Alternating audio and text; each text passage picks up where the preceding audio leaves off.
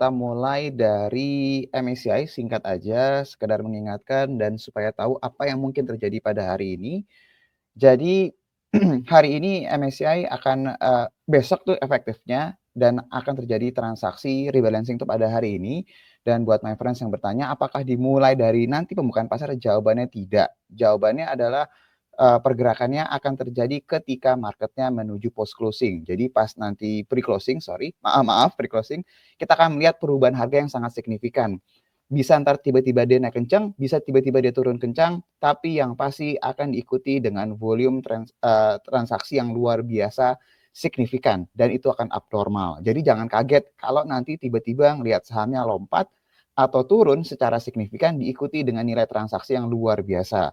Nah, dengan keadaan ini sudah pasti IHSG-nya pun juga bisa tiba-tiba lompat, bisa tiba-tiba ntar juga turun juga nih my friends.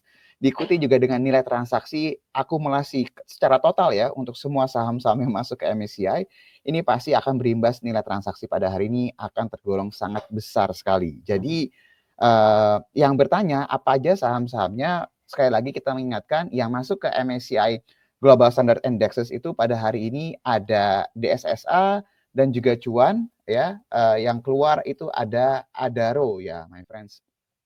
Nah, kalau misalnya my friends lihat Adaro ini nggak keluar sepenuhnya dari MSCI tapi dia pindah ke MSCI Small Cap Indexes ya. Jadi dia ibaratnya turun dari yang global jadi yang small cap. Jadi estimasinya inflow tetap ada tapi lebih kecil dibandingkan dengan outflow-nya. Karena secara garis besar yang Global Standard Indexes itu lebih besar AUM-nya nih untuk fund-fund yang mengelola dananya.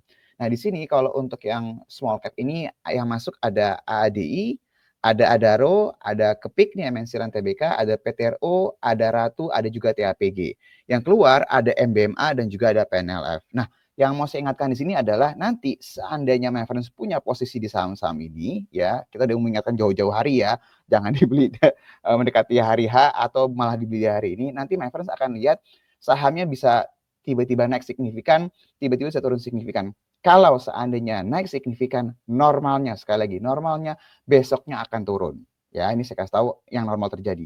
Kalau ternyata hari ini turun secara signifikan, diikuti dengan volume besar, normalnya besok akan diikuti dengan kenaikan.